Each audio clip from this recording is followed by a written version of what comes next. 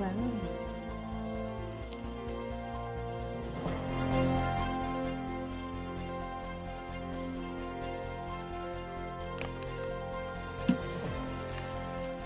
Wonderful. Welcome.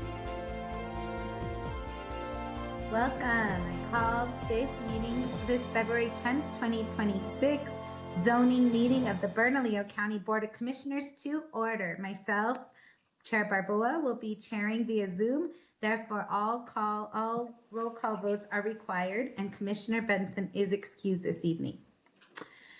Item number 2, we'd like announcement of addition and or changes. Planning Manager Elvira Lopez, are there any changes to the agenda or updates on the cases before us today? Madam Chair, Commissioners, good afternoon. We are requesting a change to the agenda order, moving item 4B first before item 4A. 4B being the amendment to the Southwest Area Plan first. It's a Rank 2 plan, followed by the proposal request for approval of the Rank 3 South Coors Boulevard Sector Development Plan. Thank you, Planning Manager. I so move. Can I have a second? Second. Thank you, Commissioner Olivas.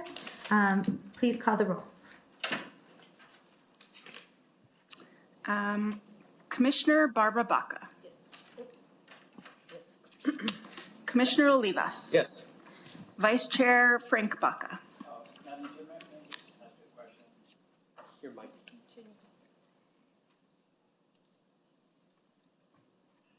Madam Chair, if I may just ask a question, I'm just Yes. trying to understand the significance of the motion. If the staff could explain that to me, I appreciate that. Madam Thank you. Chair. Sorry, I should have allowed discussion. Yes, please. Madam Chair Barboa, Commissioners, the purpose of the request to move the order is with regards and in reverence to the plan ranking system.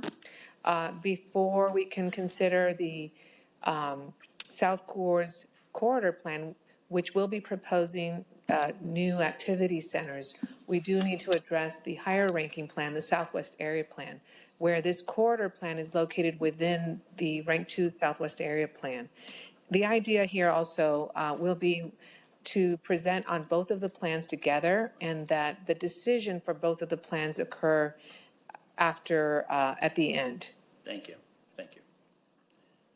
Thank you for that clarity, Vice Chair. Would you like to cast your vote? Yes. Thank you. And Madam Chair Barboa. Yes. Yeah, but do pass Manager Elvira Lopez. And thank you. We will be hearing item 4A first. Thank you. Okay, but thank you. So first off is approvals. Item 3, I move to approve the January 27th, 2026 special zoning meeting minutes. Can I have a second, please? Second. Thank you. Please call the roll. Commissioner Barbara Baca. Yes. Commissioner Olivas. Yes. Vice Chair Frank Baca. Yes. Madam Chair Barboa. Yes, thank you. You have a do pass. We will now move to public hearing. We will now proceed with staff presentations, then proceed with the public hearing. Madam Clerk, can you please swear in all those giving testimony today? Yes, Madam Chair. All those providing testimony, please stand up. Raise your right hand.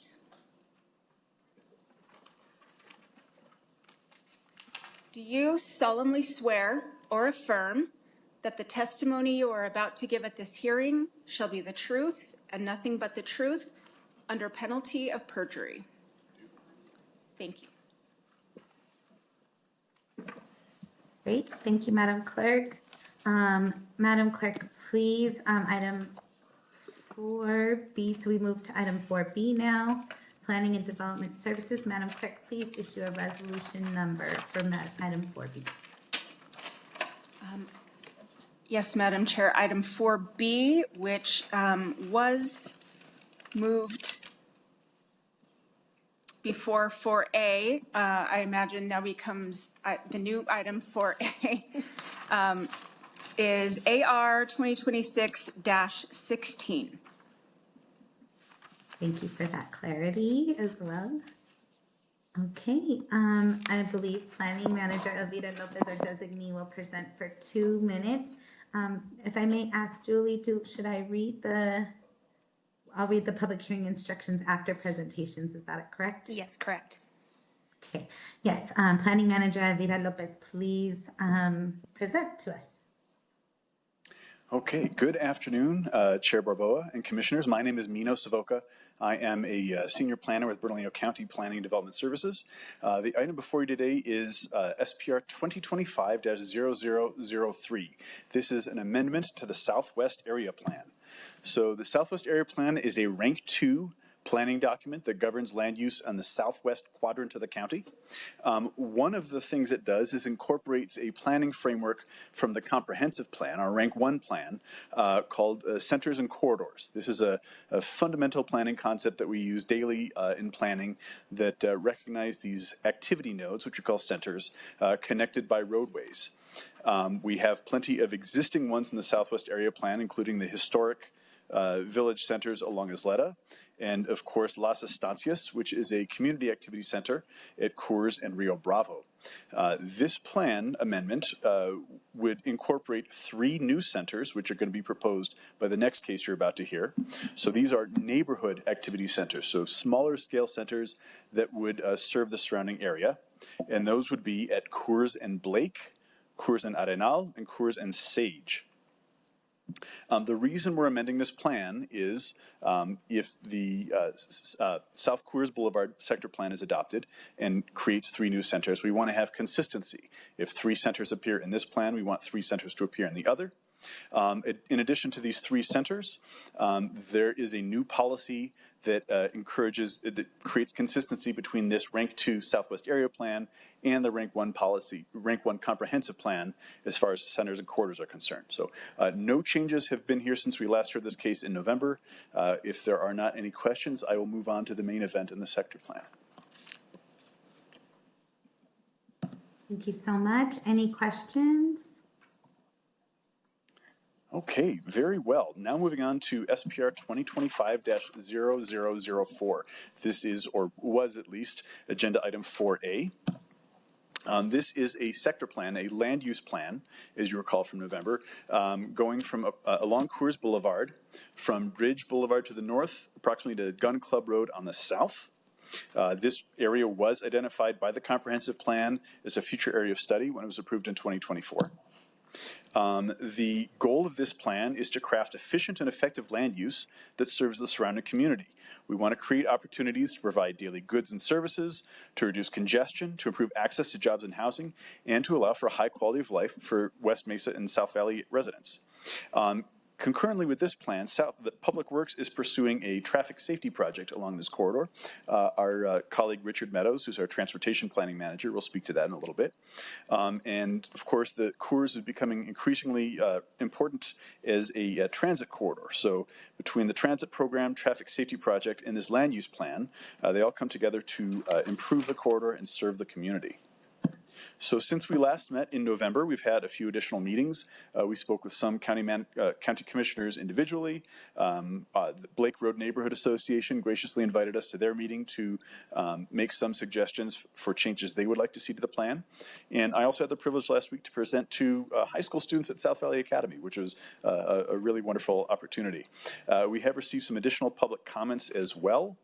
A lot of the concerns from the public from those meetings and individual correspondence involved building heights, residential densities, and traffic congestion. So really concerned about how all of these things might impact the neighborhood character. The building heights, the plan here does provide greater clarity on building height than maybe would exist in the existing underlying zoning. As far as traffic congestion, Richard Meadows will be speaking in a minute to discuss how the land uses could actually reduce traffic congestion. And as far as residential densities, I do have Jessica Lawless here from Decker, our consultant, to explain the reasoning behind how we arrived at the densities proposed in the plan, as was recommended for approval by the County Planning Commission last year. But for now, I do want to talk about the nuts and bolts of the plan, the existing zoning versus what we're proposing. So again, this project boundary is mostly along Coors. It does go a few parcels out here and there, but for the most part, it is the properties that are abutting Coors Boulevard. There are, of course, there's cities jurisdiction to the west and county jurisdiction to the east. Along the corridor, you'll see a whole variety of different zoning categories, ranging from residential and agricultural, which you see in the yellow and green, which also exist largely in the county area outside of the plan to the east. But it's also important to note there is a lot of existing commercial, which is the red zones along the spine here, and manufacturing, or M1 zone, which is in the purple. So there's already a great degree of non-residential uses along this plan. And one thing you might notice, a lot of these green and yellow areas in the plan have these slash marks. That indicates a special use permit. This is a permit that the county issues to allow someone to do something that is not normally allowed in the underlying zoning. And so when we see a raft of these special use permits in an area, that's a good indication to us as planners that the zoning as it currently exists is not serving the needs of the community. Okay. I want to point out, so what are we doing with this project? We are proposing 2 new zones. So we talked about those new centers along the major intersections, Blake, Arenal, and Sage, and the existing one at Las Estancias. We are establishing those as centers with a special activity center zone. You see those in the orange. Upon adoption of this plan, all of those properties would change to this new zone. Okay, and this zone allows for a variety of uses that I'll talk about in a minute. Outside of those centers, you see all of these areas in brown. These are the opt-in corridor zones. So this would not change automatically. All those property owners would have to, if they wanted to receive the benefits of these proposed zones, would have to apply for a zone change through the county's traditional process. You will also notice all of these residential areas are remaining uncolored in white. So none of those are going to change. None of those are eligible to change. We want to protect not only the residential areas within the property, the plan boundary, we also want to protect all the residential areas outside of the plan boundary by relieving development pressure and concentrating development within the plan boundary. So let's talk briefly about the different zones. So again, we have the SCC, the corridor opt-in zone, and the SCAC activity center zone. Those draw largely on the C1 neighborhood commercial zone. This is a really foundational zone for providing neighborhood scale commercial retail services and other uses. So it's a really well-rounded, low-intensity zone, and that serves as the basis for both of these proposed zones. And what we did, we took that and we selected a few additional uses from some of the other zones. These are uses that are often difficult to come by in lots of the parts of the county, but they make a lot of sense here. So for instance, from the C2 zone, we're borrowing lumber yards and auto sales and self-storage. From the CLI zone, small contractors' yards, food processing, artisanal manufacturing, a lot of the workforce-oriented types of industry that is really important to this area. You'll notice, as I did say, there is a lot of M1 in the plan boundary. We are not changing any M1 zones in the area. We are also not taking any of the uses from M1 into this proposed zoning. So all of these property owners with existing industrial uses, those are important to the South Valley. We want to allow them to continue, but we're hoping to say, hey, let's maybe focus on less intense uses. And so in the future, if those property owners did decide they wanted to change their zoning, they could opt into one of these 2 zones. The idea is, the zones offer a lot of commercial and light industrial uses that don't exist, that already exist in the M1 zone. But one thing that the M1 can't do is residential. One of the things these 2 zones allow is multifamily residential uses, apartments, duplexes, townhomes, multiple single-family dwellings. Under the current commercial zoning, the C1 zoning, the red you see on the left there, those are allowed as a conditional use. You have to go through a conditional use permit process, public hearing. We are proposing those as permissive uses. You can go straight to building permit.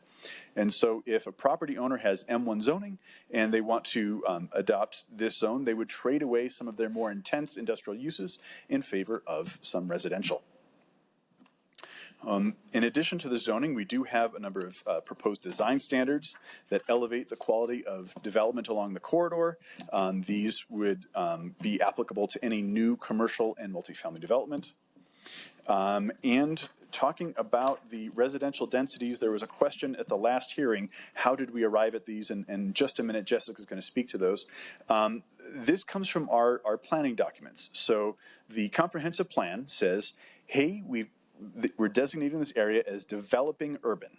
Across this area, we want to see an average of about 5 dwellings per acre. We recognize in some places that's going to be lower if there's commercial activity or single-family dwellings, but in other places, it's appropriate for that to be higher. And in order to determine those higher zone intensity, we're going to leave that to lower ranking plans. So Southwest Area Plan comes along and says, okay, this is residential area 5. We will allow, on average, 9 dwellings an acre, in some areas higher, in some areas lower.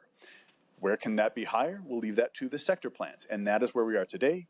The South Coors Corridor Sector Development Plan proposes higher densities along Coors. It says there's existing transit, there's existing infrastructure, there's existing commercial base. This is an appropriate area where, as opposed to much of the rest of the county, does not support that level of density. We can really focus it here and provide options for seniors and young adults, emerging members of the workforce to have housing options that suit their lifestyle and economic needs. So we are proposing in the centers 12 dwellings per acre, and in the corridors 12 dwellings per acre, in the centers 25 dwellings per acre permissively. With a conditional use permit, those could double to 25 and 50. And I'm going to turn things over briefly to Jessica to talk about why we chose those densities. Thank you, Mino.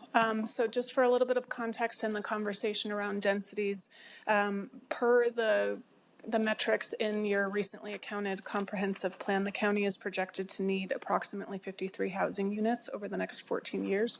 And that demand is really driven, or that rise is driven by demands, things like smaller household sizes and declining residential production in the unincorporated area. When the housing supply doesn't keep pace with demand, cost burdens increase across the market, and that really limits housing choice and affects household at a range of incomes. As you can see in the metric that 44% of renters in the unincorporated county are cost burdened. And what that really means is that they're spending about 35% of their income on rent or housing costs. So one of the main takeaways of this was really how do we provide that missing diverse housing choice really limits the availability of housing for young households, workers, and seniors. And one of the main targets for this plan was how do we begin to provide housing choice within the plan area. A lot of that is driven by kind of market feasibility and where densities are deemed appropriate. And market feasibility is really driven by the relationship between rising construction, labor, financing, and land costs, and the number of those units to absorb those costs across the board. So we did explore a range of housing densities throughout this planning process.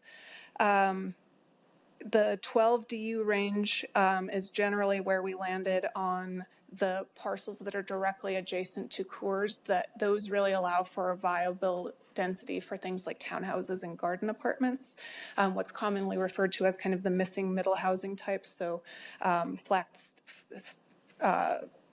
and those are really limited within the plan area to be in the areas that are directly adjacent to Coors. So it focuses on the parcels that are necessary to kind of be able to provide that transit support along the major corridor.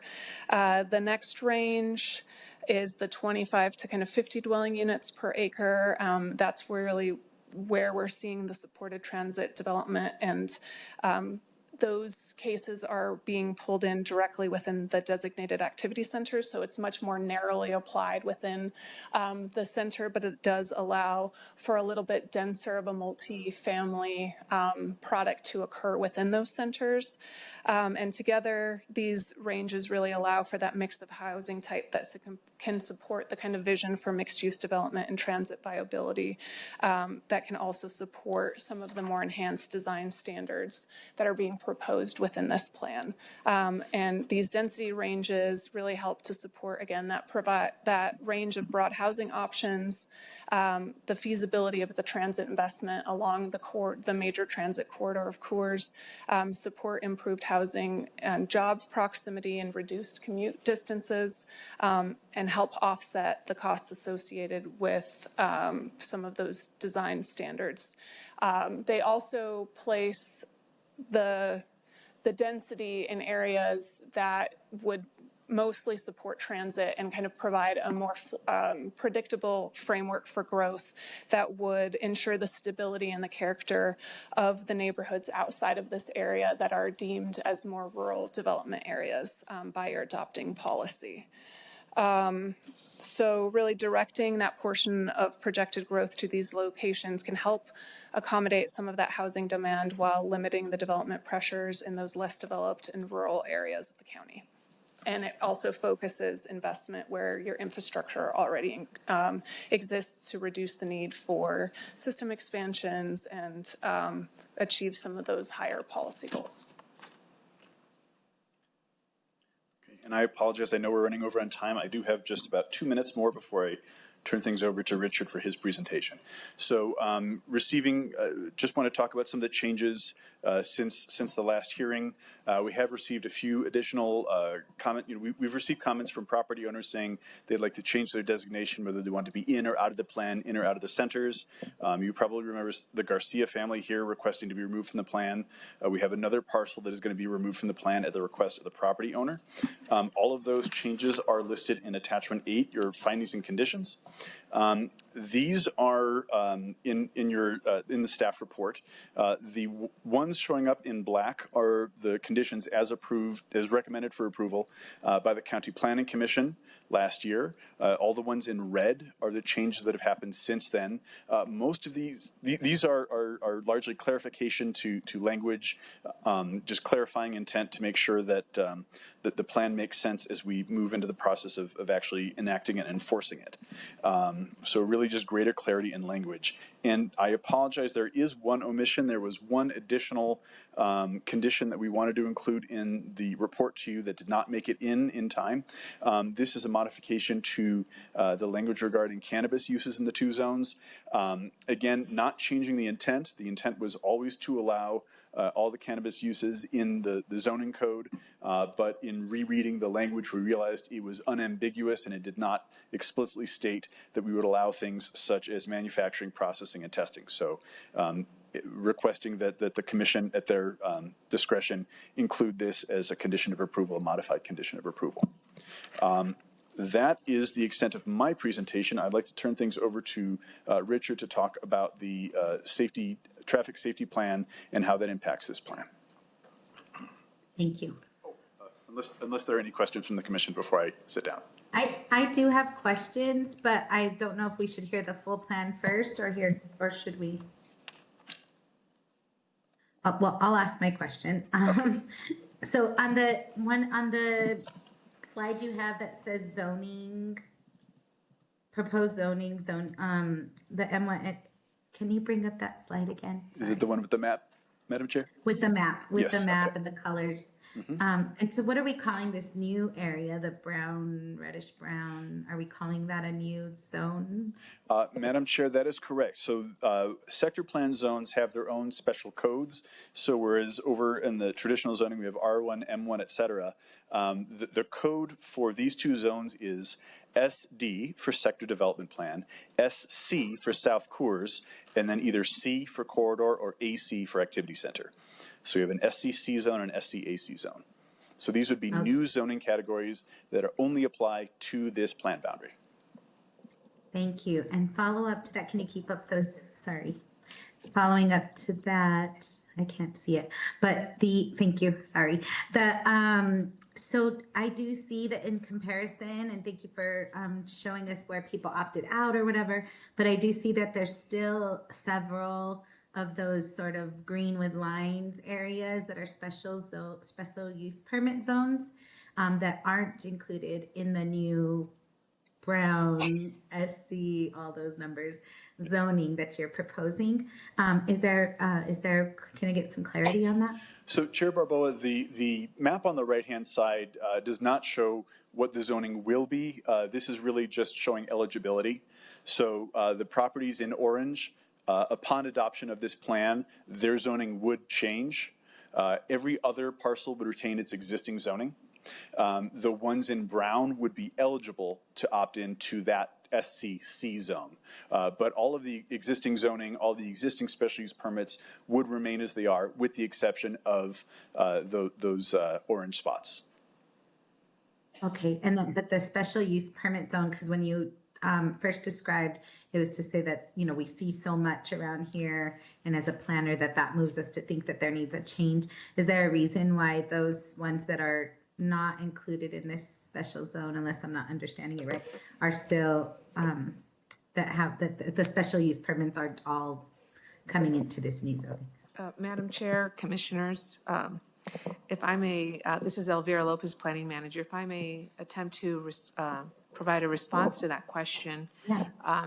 The dynamic of having special use permits on the corridor, we see that as an opportunity to have clear, consistent zoning approaches, and that is the kind of the intention of the sector plan. You're right. And so we have the corridor zoning and brown patch and the activity center zoning. And if you are comparing the left side, which is the existing zoning, not all of the parcels that have special use, and if I'm understanding your question, why did some of the parcels that have special use were not included as either an opt-in or an activity center zoning? And that may be because those land uses are residential in nature. Special use permits are used for properties that would like to have a land use, a project that they can't do with their existing zoning. And some of those special use permits could be, for example, a manufactured mobile home park. And so those being residential in nature may not have been included as one of the strategies for either opt-in on the corridor or within an activity center. And those activity centers, you'll notice, are at intersections. So the level of access is different than along the corridor.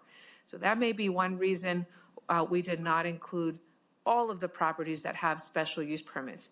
Now, I know our staff planner, Mr. Savoca, did point you to one of the notorious or notable special use permits exists at Rio Bravo, southeast corner of Rio Bravo and Coors. That's the Las Estancias, and where it has A1 zoning, but it has a special use permit. And so one of the strategies here, if we succeed, we would have the activity center to better reflect what it is. It is an activity center. There's a pretty significant movie theater, restaurants, a lot of retail and services that the community benefits from.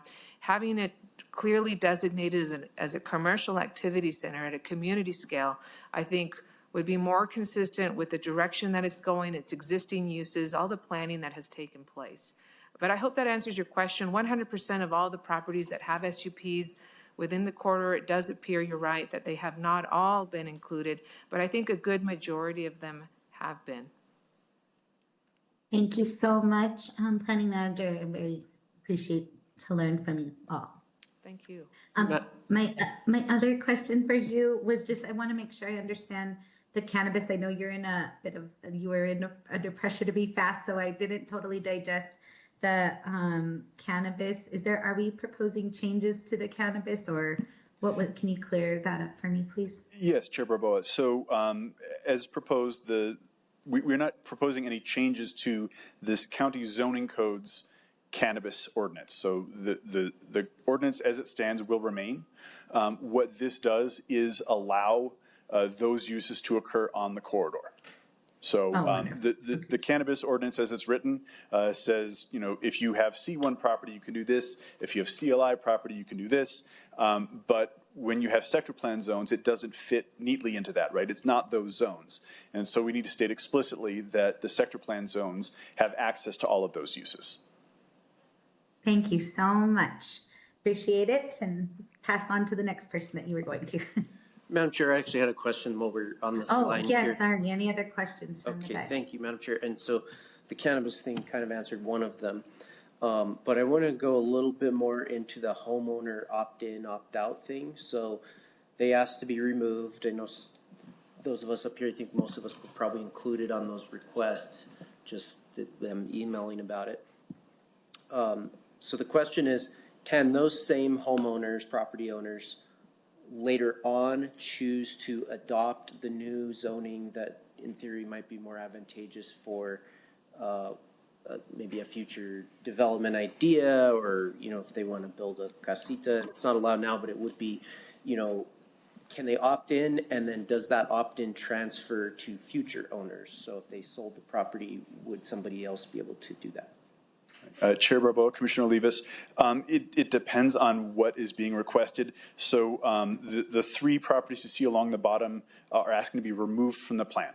So they would not be in the plan and therefore not be eligible for any of the plan's benefits, design standards, et cetera. If at a future point they wanted to get back into the plan, that would require a plan amendment, which would have to go before the County Planning Commission and then Board of County Commissioners, as we're doing with the Southwest Area Plan.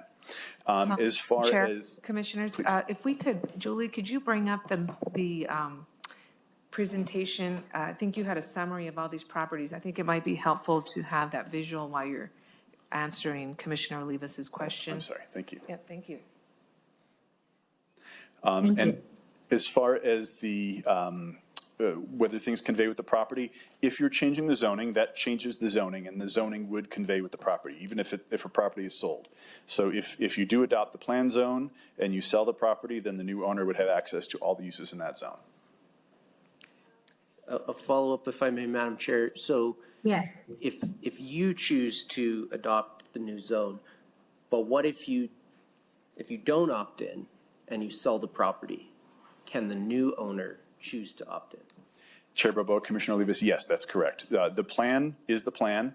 If it's adopted, then it becomes the governing law, governing plan for the area. So as long as your parcel appears in this brown area, then yes, at any future point, you could adopt that zone.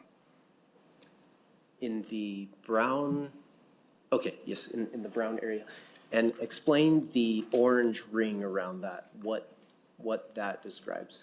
I'm sorry, let's see. I'm going to go back to the slide. So the orange, meaning the plan boundary here? Yes. Boundary, Yes. yeah. Okay, yes, so this plan only applies to a select area of properties along Coors. So anything outside of that orange boundary is not within the plan, and this plan has no impact on it. And what you just described, some changes in that boundary were incorporated based on the homeowner's, property owner's requests. So we moved that little line so that people weren't even included in the plan boundary. That's correct. Is that correct? Okay, Assuming you approve those conditions. understand. And then, so the last question, Madam Chair, is, and to you, sir, what is the long-term effect of removing those? Sort of is it basically protecting those areas from further density, or what are sort of the big picture changes that could happen if those remained in the plan versus not? Madam Chair, Commissioners, if I may assist with this, answering this question. The long-term implications, there's different reasons and rationale for why folks contacted us to be removed or have their land designation adjusted. And that, I think one of the original requests happened at the CPC level, and so we included those in the CPC recommended. And of course, we've had numerous meetings and many opportunities, and we have heard additional requests. The Garcia property, for example, if you don't mind pointing while we discuss these, for example, that was an error. The planning team, along with our consultant, were looking at land uses that made sense within an activity center. And the question there was to include the school, the South Valley Academy. The schools are institutional uses that make sense in an activity center. And then we overreached and kind of brought in some agricultural active land. And that was a mistake. More recently, you could point to the more recent request since the last BCC hearing. We had a property owner who already has a special use. To Madam Chair Barboa's quite insightful observation, that has an existing SUP. They are actually asking to be removed because of plans they have with the property. They're actually wanting to pivot and do more single-family on manufactured housing, where this plan would not support that. It would be easier for them to not be in the plan. And so in terms of what are the long-term implications with these current owners asking to be left out completely to adjust the boundaries of the activity center, if something were to change and that plan were to fall through and a new owner, somebody else different wanted to be in the plan, they would have to go through a plan amendment, just like what we're doing now. This is for, you're reviewing for approval of the new plan, so there is no plan to amend. This is a new plan. But we do have the amendment vehicle that is available to us to come forward and ask for those plan amendments. So there are options in the future. Okay, thank you, Madam Chair. I think that pretty much answers my questions. But so basically, you know, one of the changes you described is kind of an accident. It's not really affecting any of the long-term visioning or sort of what Correct. should be happening. It was just an error, human error, you know, whatever, drew the line in the wrong place. And the other change is a more intentional request from the property owner that feels like the plan might limit their ability to do what they wanted to do. Okay. Correct. Thank you. That's all for now. Thank you. Great, thank you. Great questions. Is any other questions for this part so far? Okay, wonderful. Let's move to the next presentation section. Good afternoon, Madam Chair and Commissioners. Richard Meadows, and I'm the Transportation Planning Manager in Technical Services. And we're actually the applicant on this plan. We initiated this plan, and the reason was because we're doing a major multi-million-dollar safety project along South Coors. And so the thought was it makes sense to have the land uses, the kinds of developments we see in the next 20 years or so, they need to match or work, be compatible with the kinds of improvements we're making to the roadway. So I'm going to talk about sort of three big goals that we have in transportation planning that come out of this plan. The first one is safety. So when South Coors was originally built 75 years ago or so, it was a very rural highway, probably a 2-lane highway, high speed, as rural highways tend to be. And over time, development happened along much of the corridor and has really changed the character of the corridor. And the road, it has been widened, but otherwise it's essentially stayed the same. And so what we're saying is we need the kinds of land uses that will help calm the corridor and support it as a multimodal corridor. And it's also a major transit corridor. We have a lot of people that are using the bus, and they may live along the corridor or they work along the corridor, or they're trying to get to places of business along the corridor. And so we're trying to make it safe for them. And you can see up in the right-hand corner, there's been a lot of crashes on this corridor.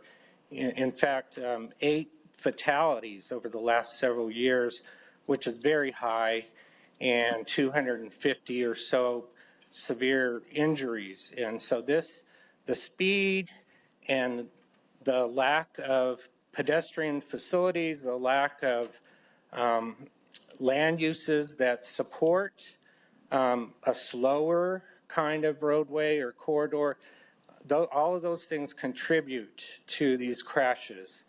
And so that's why we feel it's important that the land use proposed in the sector development plan needs to work hand in hand with the roadway improvements that we're making.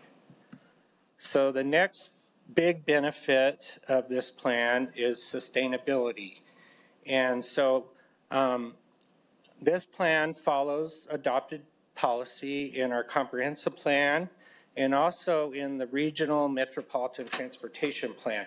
And those plans, both those plans call for higher density mixed use activity centers along certain corridors, especially major transit corridors like Coors. And so we are following that policy. And that policy is intended to help bring infill development to these corridors. And we want infill development because we don't want to keep sprawling out to the west or down in the valley. We want the infill to happen along Coors because it has a lot of vacant land and a lot of redevelopment potential.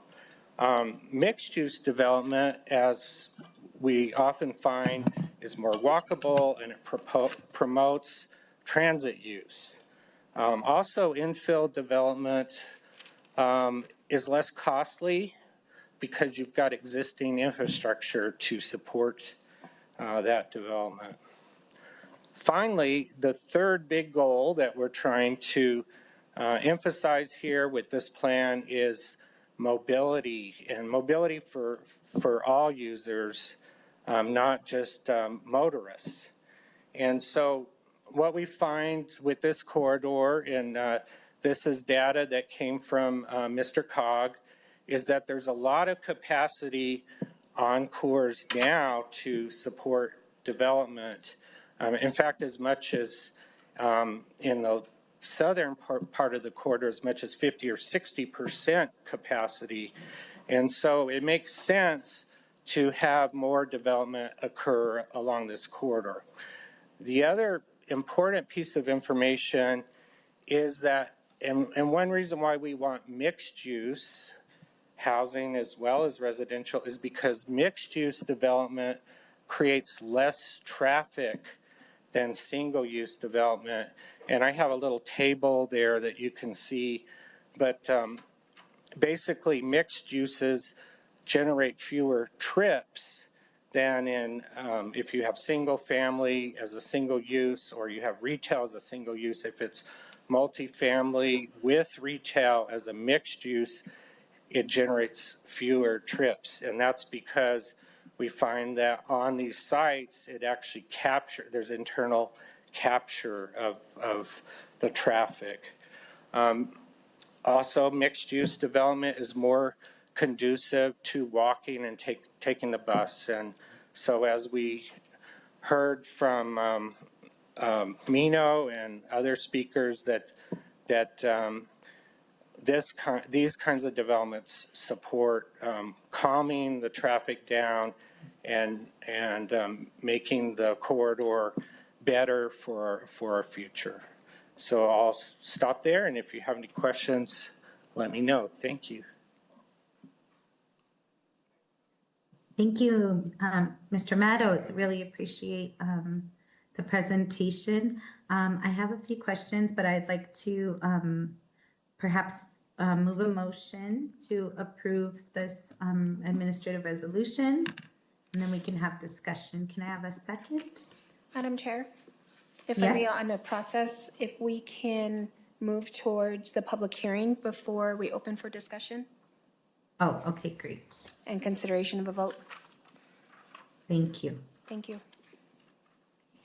Yes. Okay. Thank you very much for that clarity. We'll move to public hearing. We have public hearing instructions. Do we actually have anyone signed up to speak today? Yes, Madam Chair, we have 6 speakers, all in person. Okay, thank you very much, Javier. I will give instructions. So for every person that is signed up to speak, you will have 2 minutes, and neighborhood associations have 5 minutes. You will be alerted about your remaining time. When your name is called, please make your way up to the podium if you're speaking in person. Before making your statements, please state your name for the record. And to maintain order and decorum and in the spirit of professionalism and respect for everyone present, speakers must adhere to the time limit. If the conduct of the presenter violates the rules, they may be subject to removal. Javier, please announce the names of our speakers. Thank you, Madam Chair. Please line up at the podium when your name is called, and when it is your turn to speak, please state your name for the record. We will start with Jerry Noble, followed by Mark Garcia, followed by Margarita Chavez.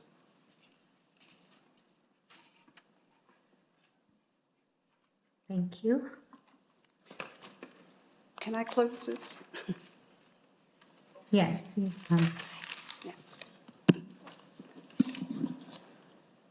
Hello.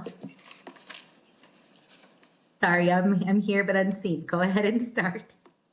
Like the Good Wizard of Oz. afternoon, Commissioners. I am Jerry Noble, President of the Blake Road Neighborhood Association.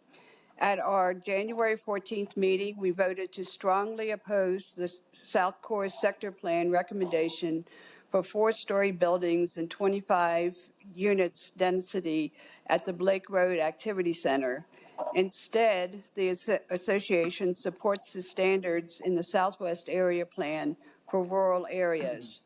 The Southwest Plan includes the proposed Blake Activity Center area.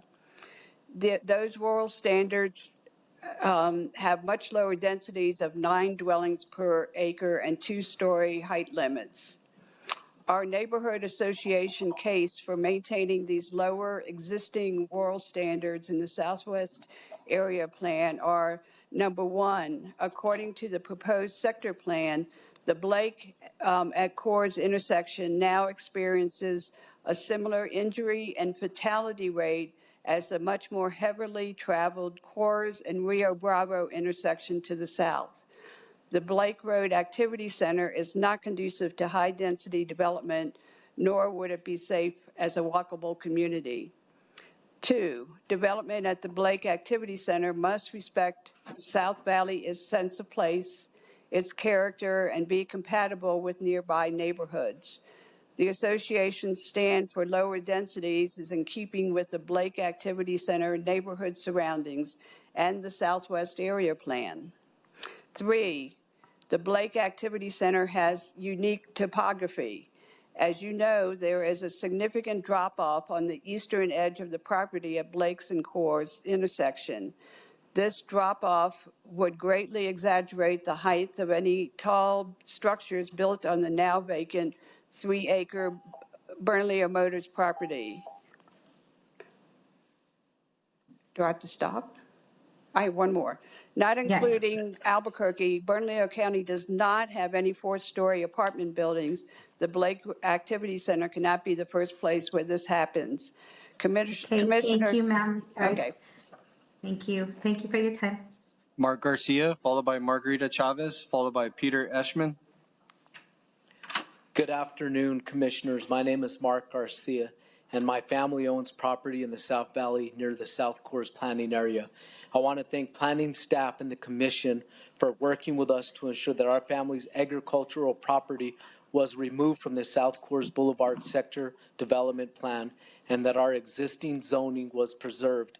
As the plan continues to move forward, I respectfully ask that the same principles be applied more broadly, that existing agricultural and residential land use rights, zoning and tax status are clearly preserved, and that any discussion of increased height or density occur only after infrastructure and traffic safety issues along Coors Boulevard are meaningfully addressed. The South Valley has a long agricultural and residential history, and future planning should respect that character while addressing real safety and infrastructure first. Thank you for your time and consideration. Thank you Margarita very much. Chavez, followed by Peter Eschman, followed by Aaron Hill. Good afternoon. I sound like my 2 speakers said everything that I really needed to say. We just would like for you to please watch your zoning, and especially there on Coors and Blake, because it seems like you should first do your roads and see how that structure can develop into that road, because there Blake and Coors there's no really in and out in it. It's really crazy, and it would be nice if you would first fix the roads all around and then see what kind of zoning can go right there on that corner, because an apartment, that's a lot of cars going in there, and we already have the school and a lot of traffic accidents and stuff right there in that corner. Thank you. Thank you. Peter Eschman, followed by Aaron Hill, followed by Yolanda Montoya Cordova. Good afternoon, Commissioners. My name is Peter Eschman. I'm President of Canita Real Neighborhood Association and Acting President of the South Valley Coalition of Neighborhood Associations. I've lived in the South Valley for over 50 years. Buildings taller than 2 stories are out of character for the South Valley and should be prohibited in the Coors Boulevard sector plans. We do not want tall buildings forming a visual barrier when looking up from the valley or down from the Coors roadway. Buildings taller than 2 stories create a highly urban setting that does not fit the rest of the South Valley. Only one building in the South Valley exceeds 2 stories in height. That's the Catholic Charities building on Bridge Boulevard. A second area of concern is the potential for bad lighting that threatens our night skies, causing traffic accidents and pedestrian fatalities from the glare of bad fixtures. I was pleased to see at the end of the document does have some lighting restrictions, including the statement that lighting will be dark sky compliant and fixtures shall be full cutoff, shielded when necessary to prevent fugitive lighting crossing into adjacent lots. That's a really important concept.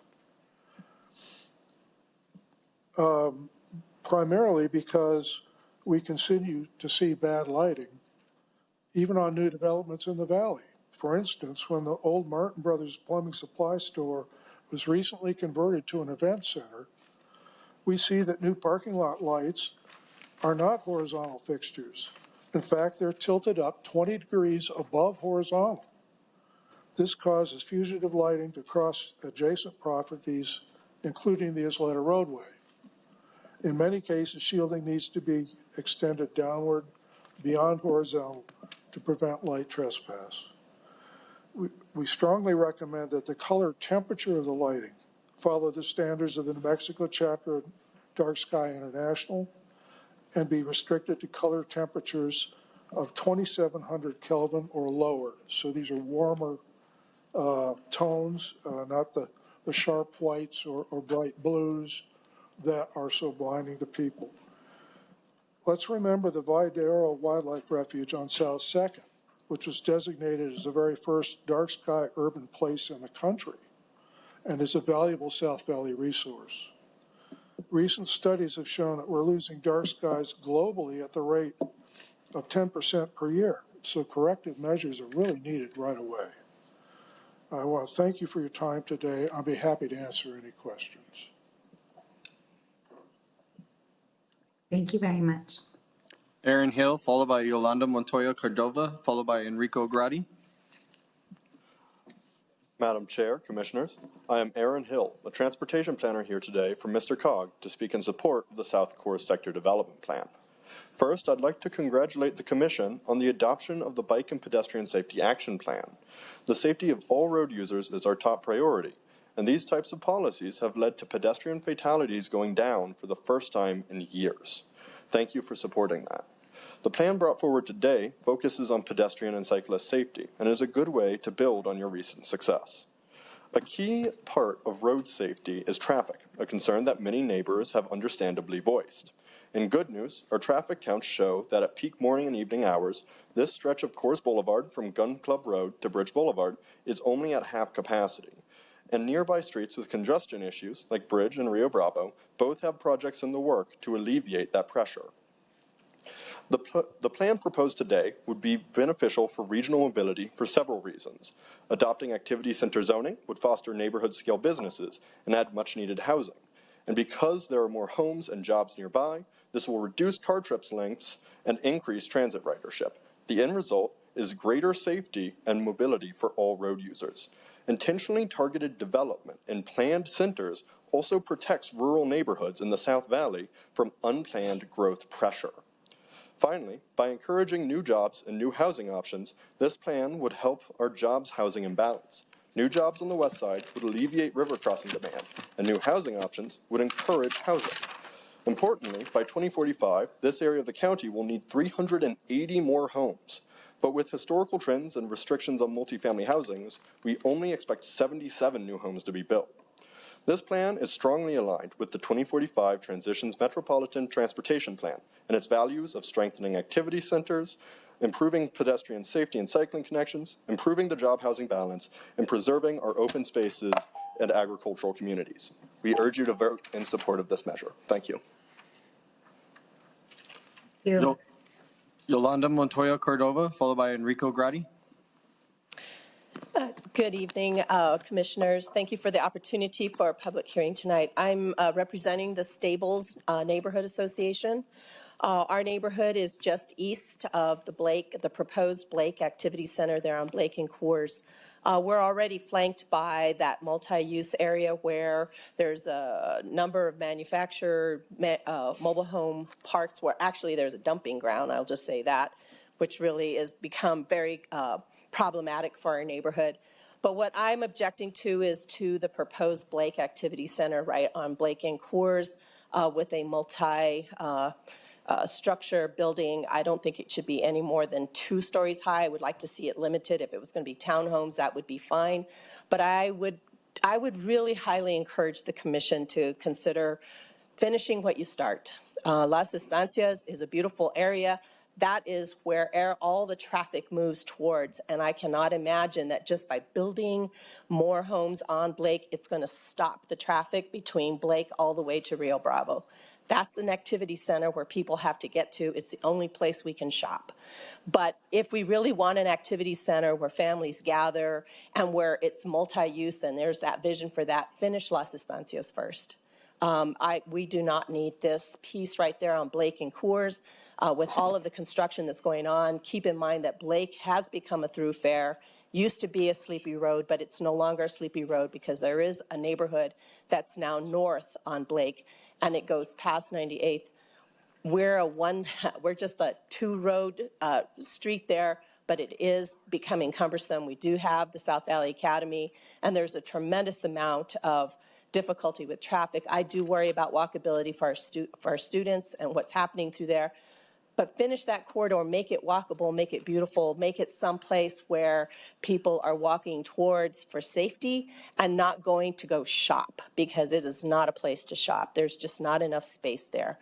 And I cannot imagine that our rural community, our nice little rural community on that east side, is going to get any better with having structures that are on that side. That's going to mess with our acequias and mess with that beautiful rural land that we have there. Thank you very much. Thank you, former school board member. Enrico Grati. Hello. Good afternoon. I don't know if you can hear me. I'm Yes, we Enrico can hear Grati. I was a member of the steering committee for the plan. Spent a lot of time during the early stages of the plan helping to kind of conceptualize the boundaries, the layout, the character zones, and was really happy to see that the county is finally working on a plan for Coors Boulevard, which is a very complicated, very much kind of neglected in the past corridor with a lot of different land uses and a lot of different opportunities. So my mission here today is really to just applaud the staff and the community members that have been putting their time in and voicing their concerns and some of their fears and some of their hopes for the corridor. Overall, I think that it's important to take a lot of the comments that we've been given today about some of the details, whether it's regarding density, building height, and so on, but not lose sight of the fact that this plan, for the first time, creates a level of predictability, continuity, and cohesion for the Coors corridor that's never really existed before. In the years to come, that will pay off. You'll start to see much improved development. You'll start to see design standards being imposed. You'll start to see lighting standards become consistent. You'll start to see renewed opportunities for small business, given the new kind of continuity and zoning created for some of those smaller businesses, as they are some industrial businesses as well. In short, my comment is to make sure that you don't let perfection be the enemy of the good with this. I think that it's most important to move forward with this plan, make sure that we have a basis for future planning that is using this as a backbone. And nothing could be more important for the Valley or the Coors corridor to get something like this adopted and allow it to start working and moving forward And you will see in times you'll have to make some amendments, you'll have to make some tweaks, but it's very important to get this basic thing adopted, both for the safety and for the economic viability of Coors Boulevard. That's it. Thank you. Thank you, Mr. Grady. We will Madam now go Chair? back to Jerry Noble. Oh, thank you, perfect. To provide her some additional time as she's the head of a neighborhood association. Thank you.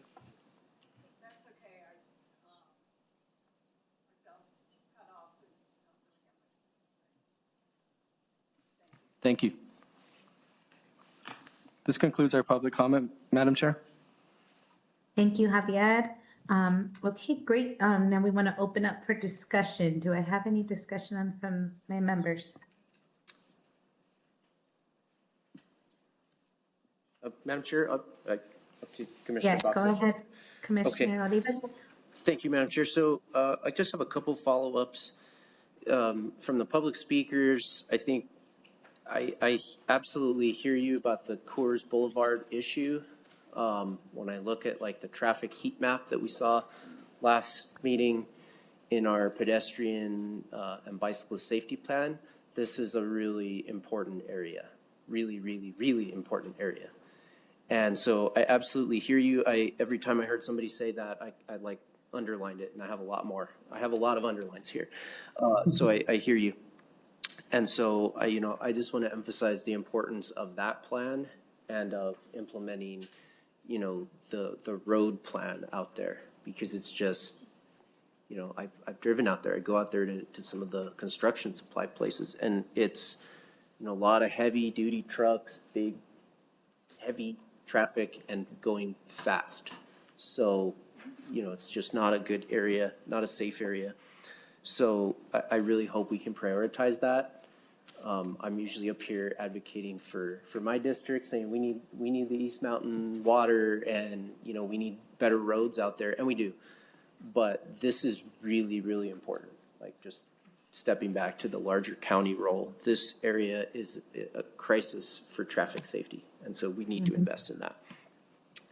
And then on the fugitive lighting issue that was mentioned too, just want to highlight that as an important issue. It's another similarity that I hear from my residents in the East Mountains all the time, is the issue of fugitive lighting, light pollution, and it's particularly important in these areas that are,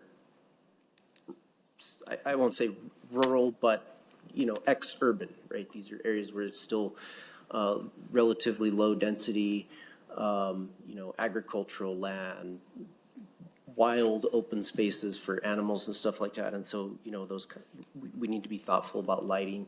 So I hope that the staff maybe can just talk a little bit about the lighting issue there and how this plan might help address that. And then I also would like the staff to explore a little bit more about the height limits and what that means, or what we're changing, what would be allowed, what would be allowed, to better understand that. Because in the sense of, someone said, finish what you started, I just think of other areas of the city where we haven't finished developing by any means, and they would be much more amenable to 4-story, 6-story, 10-story buildings, right?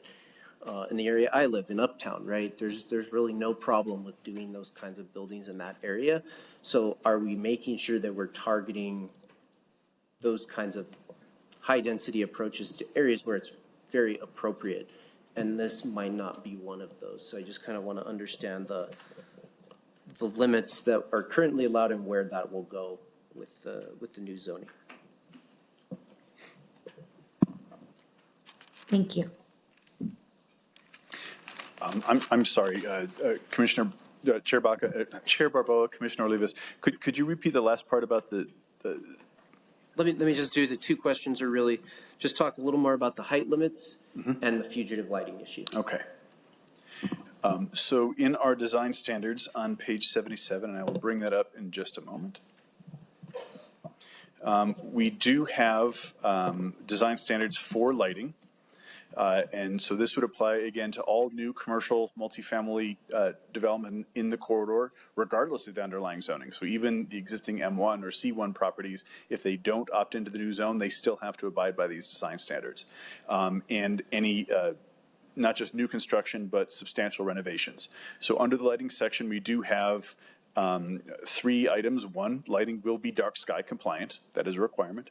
2, fixtures shall be full cut off and shielded when necessary to prevent fugitive light crossing to adjacent lots. So anytime that there would be light crossing onto an adjacent lot, we would require that to be shielded. Okay.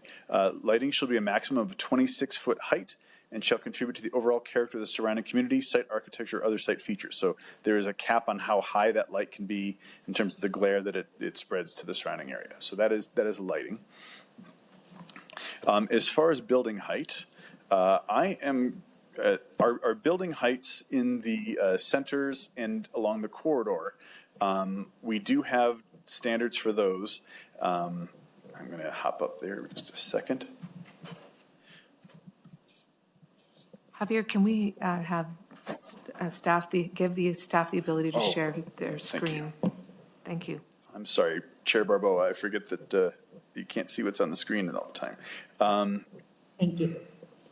So we do have height limits in the centers and the corridors, and there are some special restrictions as far as once you go above 2 stories, you need to step back or step down. Those are sort of complicated, but long and short of it is along the corridors, so outside of those centers, there's a maximum height of 3 stories.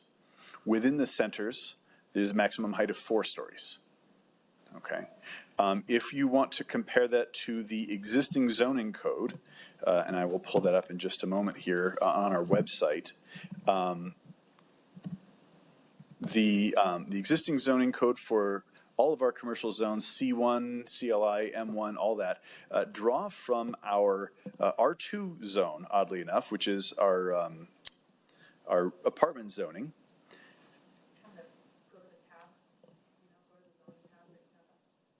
Now you know how hard it is to find our stuff. Just kidding. I'm sorry. Okay. Yeah, there we go. Thank you. Okay, so I'm going to jump over to the R2 zone. The R2 zone has a way of calculating building height. It says your maximum height is 26 feet, except for every 1 foot you move away from the nearest residential property, you can go up 1 foot in height. So for instance, if you are abutting a residential property, your height is 26 feet. But if you are 45 feet away from that residential property, your maximum height is 45 feet. So there's a 45-degree angle plane. So the further you are from the nearest residential property, the higher you can go. That is the existing zoning for our non-residential zones along the corridor. Is 45 feet like a normal 3-story? Is that what 45 feet? Well, let's see. The code, I'm sorry, 42 feet, it would be 3 stories. So yes, approximately 45 feet. Okay. But again, there is no upper limit to that. So if you are 300 feet from the nearest residential property, you have a building height of 300 feet.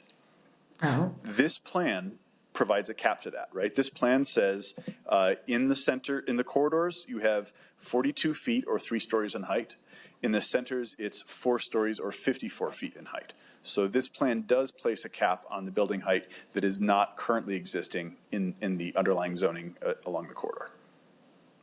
Madam Chair, if I may just finish on this line. So glad to hear about the lighting, that is included in there.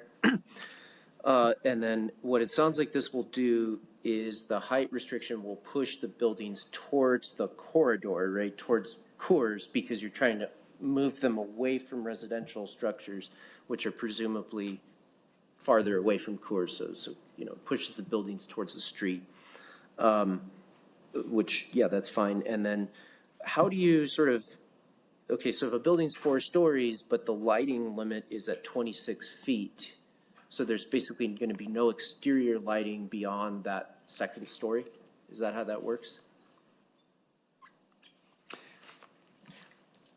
Chair Barbeau, Commissioner Olivas, that's a really good question.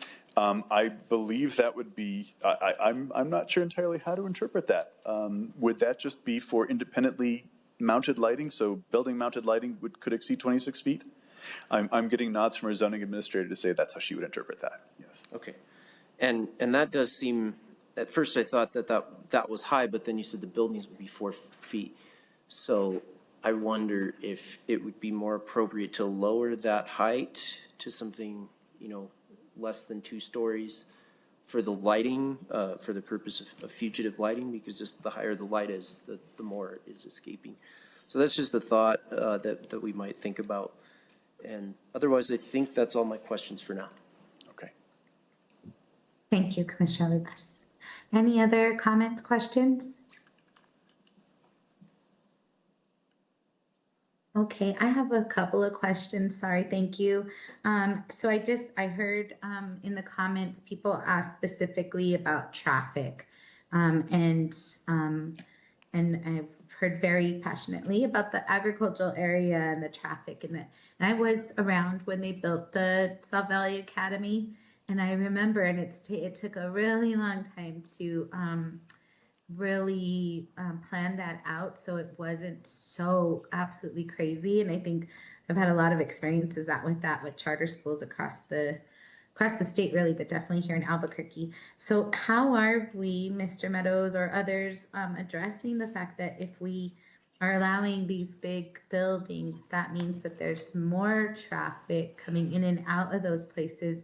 And how does that serve what we heard last meeting about our pedestrian and biking safety?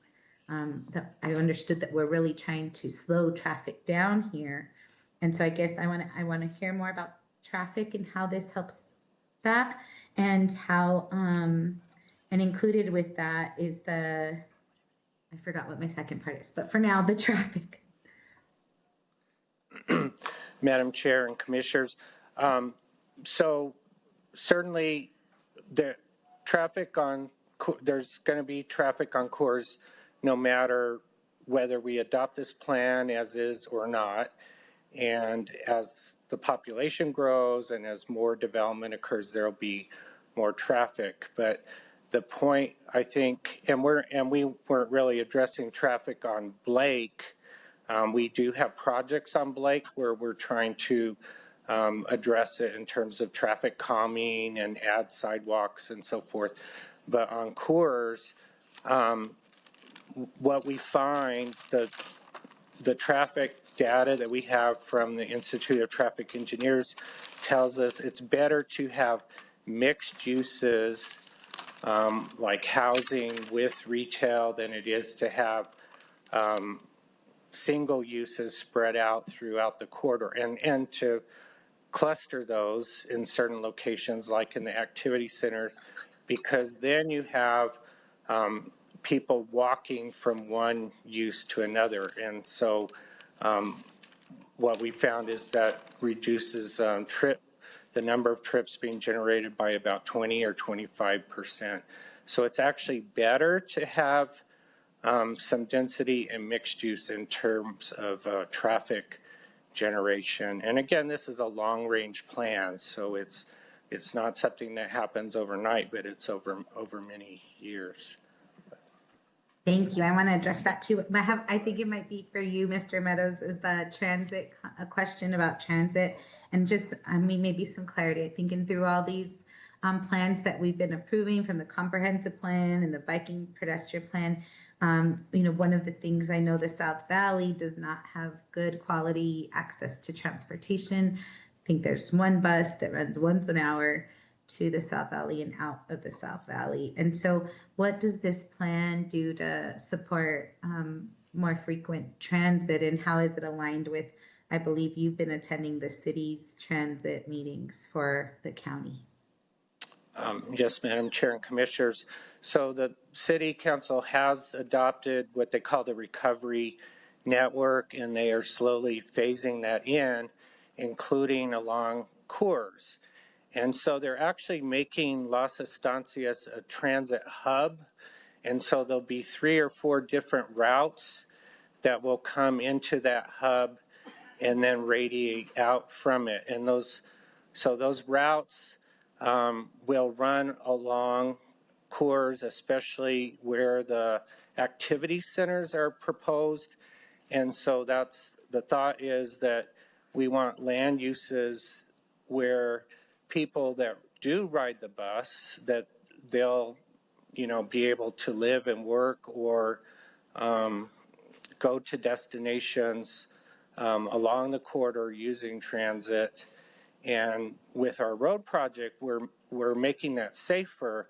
A lot of the crashes that have occurred with pedestrians over the last several years have been people using the bus. And currently there's no sidewalks, there's no places for people to bike. So the road improvements will make it safer for people using transit to be able to access transit as well as to walk places. Thank you so much, Mr. Meadows. And I promise this is my last question. Yes, was there somebody else?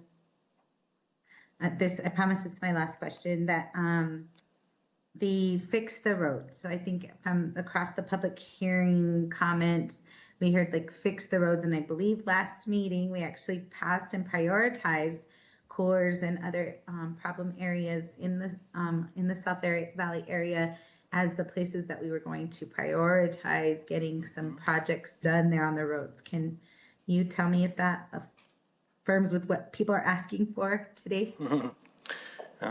Thank you, Madam Chair, Commissioners. Yes, so we have an existing project on Coors that is from Gun Club to Blake to make it safer. And we want to continue those improvements north all the way to Bridge. And that next phase or phases, if you will, that is what was prioritized in the plan that you adopted a couple weeks ago. So it's in the works to improve the road, and we just want the land use to work hand in hand with that. So thank you. Thank you very much.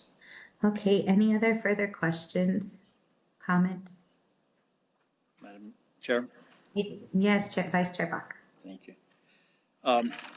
Thank you for the opportunity. I have a few comments and a few questions, but mostly comments about the process. And I'd just like to start by thanking everybody that's been involved in the process, from the staff to our consultants that we brought in, from the expertise inside this agency and outside, but mostly to our residents in our neighborhood, because those first people I mentioned, with all due respect, they're paid for doing this work, right?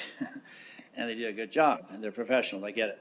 But when community people come to meetings after 5 o'clock, and I've been to many of those. Often they go up to 8:39, and Mino and Alvita, you've been to several of those as well as others. They're giving up their time with their families and other activities in order to be involved and participate in, with the community. And I just feel the process that was followed ultimately in this case up until today was helpful for me to understand the needs of the community. It was productive, I think, in our conversations with staff, which have been many, and ultimately, hopefully, will lead to a better project. I would say that the initial visceral reaction I had to the plan was based on comments that were made in the plan that quite frankly, I'll be honest with you, I took some offense at. But I've gotten over that and moved on to a more hopefully reasoned thought process and approach to the plan. And overall, I think, the plan is a good thing, is a good document, and is something that is going to be for the betterment of the community. As I started talking to people about this, and I came away with 3 themes, and they weren't necessarily my themes, but there were things that I heard from attending many, many public meetings and talking to many people. But what I've heard repeatedly are to not increase density as a general rule. Number two, and probably even more importantly, is to address the traffic congestion that exists along the corridor, and certainly at Dennis Chavez and Coors, and certainly Blake and Coors, because both of those intersections lead to schools. And the irony, and let me just talk about, and then the third would be to how do we view that corridor? How do we see, what is the vision for what that corridor will look like in the future? Not just, hodgepodge change here, but what is the vision that people have for that area, what it will look like in the future? And in terms of the density aspect of it, I found very little support, if any, perhaps one or two people that were in favor of increasing density from the 9 dwellings per acre to anything above that 12, 25, under whatever conditions or standards. And I think that was almost universal. In regard to the Coors traffic, there's so many different issues there, which is that what people have told me that's very congested during the day, but at night it's a raceway. And at night, there's not a lot of traffic, and it's just a raceway that causes these, various fatalities that we read about today, that we saw on your screen today, and that we heard at previous meetings. And that sort of, situation, I think, really demands a lot of attention. And then going back to what we see that zone to ultimately be, is probably the most interesting question in some sense, because it really, as a community, to be able to design or help design what your community is going to look like is a really empowering thing, And as a person who's come from the community, born and raised, still live there, to be involved in an opportunity to design a community and see what it would look like, and not just the best land use, I get it, not just the most dense population, most people that we can fill in terms of infill, but to be involved in design of what we like it to see, rather than just moving traffic and just allowing for more housing, I think is a really important process to go through. So I could say a lot more, and I've had in the past concerns about population growth, which is not occurring, as we all know. Every study I've seen in the last year and a half since 2024 supports, including information I saw at the previous meeting we had from the Housing Authority, is a decrease, and every study is consistent. Since 2024, population is decreasing in this community, it is not increasing. And I could talk about that. I could talk about the housing issue, which is, to me, taking out one little area and say we need more housing in this area. We're going to need 380 and we're only going to have 77. Well, I can tell you there's more than 380 housing units being built as we speak. West of Coors, outside of this area. I guarantee you there's probably more like 500 housing units being under construction, and probably about 500 more that are being planned as we speak on Dennis Chavez. And I've heard a lot more than that I haven't actually seen. But there is housing just west of this area. Also, I really like the activity center concept, and I think it's very interesting to understand that as a place and how that would ultimately alleviate traffic and improve the situation if the area was large enough, like Las Estancias as a community neighborhood association, community activity center, right, as opposed to a neighborhood activity center. And the proposed activity centers on Blake and Sage, I don't, in my humble opinion, based on talking to people and looking at all the materials that are presented, are just not large enough to really make a dent in terms of the benefit that would come out of trying to really develop those areas into a real mixed-use area and plan. So we have, and I appreciate the staff, and I want the people that are here there's a few that left already, and a few left, maybe one or two that are still here, that we have basically three different situations here. We have the existing zoning. We have the staff proposal, which was approved by the Bernalillo County Planning Commission. And And then we have amendments that staff has worked with me on, I should say, based on some of the things that we just talked about, that I would like to propose to the plan on a variety of subjects. The most difficult one for me, quite frankly, is the height aspect of it, because I'm still not, I mean, I understand it, and Elvira took some time with me today and helped me again to explain it to me, and I think I'm getting close to a point of actually understanding it. But what I'm still concerned about is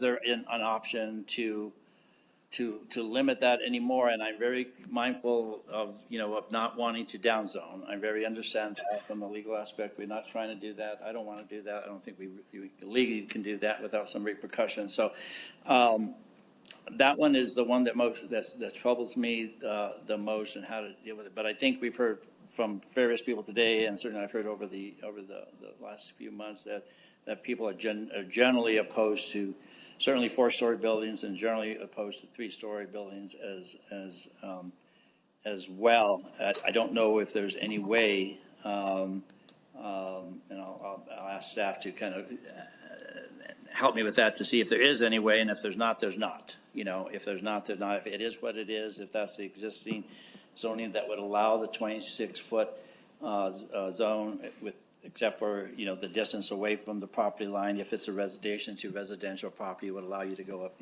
much higher. And if anything changed from that, if that would be considered, and I'll let me ask Ken to weigh in on this as well, if that would be considered a down zone, then, I would understand that.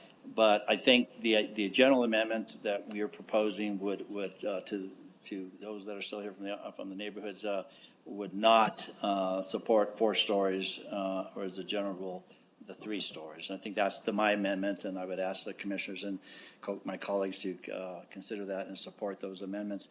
But perhaps, Avila or Mino, you could help me one last time try to fully understand the height, if there's any other options there, or is that basically what it is given the current zoning that exists in the area? Chair Barboa, Vice Chair Baca, the heights as they're proposed in the plan presently are intended to soften the appearance of 3- and 4-story structures. So for instance, here we have what's called a step back. So once you go above 2 stories, you have to push the building away from the property line to a certain amount to kind of make it more human scale. So the plan as it is recommended for approval does include considerations for the impact of that height. We don't want to have that sort of towering feeling. But ultimately, it is at the discretion of the board in terms of how they want to approach heights. We can look at changing the number of stories allowed. We can look at changing the angle plane. We have a number of options to explore. Ovida, do you want to add to that? Right. And I'm looking at the time. We have about 30 minutes, and I just want to make sure we answer Commissioner Frank Baca's question to us. I kind of heard a couple of options: limiting the height. What would that look like? We've heard from this community, you mentioned 26-foot limit. Just to make sure that it's absolutely clear to this commission, Madam Chair Barboa, commissioners, we've been referencing the existing zoning a lot. And Mino, if you could bring that up again, I think it's so important as we decide if there's going to be a motion to modify what the plan is recommending, that we do so mindfully about providing deference to the existing zoning. Within the activity centers, those orange patches that would have their zoning changed if this plan were approved, many of those lands already have commercial C1 zoning, or possibly a slightly higher, and those are the red patches. Mino, if you could point while I'm talking to the existing zoning. So we want to be mindful that those existing C1 zones already have benefit of 26-foot heights, or the 45-degree angle plane that Mr. Savoca has explained, which does not have a limit. It really is more, you can build as long as you do not exceed a 45-degree angle plane limit. And Mino has described it as 1 foot. Every foot you go back, you can go higher 1 foot. That sounds mathematically correct. There is no limit. So I would caution the commission that we not remove those benefits. There are options, though, however. One option would be to consider a height limit that currently is held by those C1 lands. And as Mino, to possibly defer to the C1 height limits. That would be one way to kind of keep things a little more on the status quo to what the existing zoning for those C1 properties are. So, yes, the current C1 zoning height limits are 26 foot or the 45-degree plane rule. So that's one option. The other option is to go with what the plan, and I'm not saying those are the only two. The other option is to go with what the plan has proposed, which is 3-story limits along the corridor and 4-story limit in the activity centers. And of course, there's corresponding height limits. It's 45 in the corridor, 54 in the activity center. Those are two options on the table, and I imagine we could even consider more, but I think that would take a little bit more time. If I may follow up, Vice Chair Baca, I think what I heard, and I don't want to speak for you, Vice Chair, but that you're asking about being able to make an amendment to decrease. So a possible amendment, I'm not proposing it myself, would be that if it was like 4 and 3, that we could change it to 3 and 2. Is that something? And when you said, Project Manager Lopez, that you caution us from changing it, I didn't quite understand what you were cautioning us on. Madam Chair Barboa, Commissioners, I would caution limiting it to 26 feet.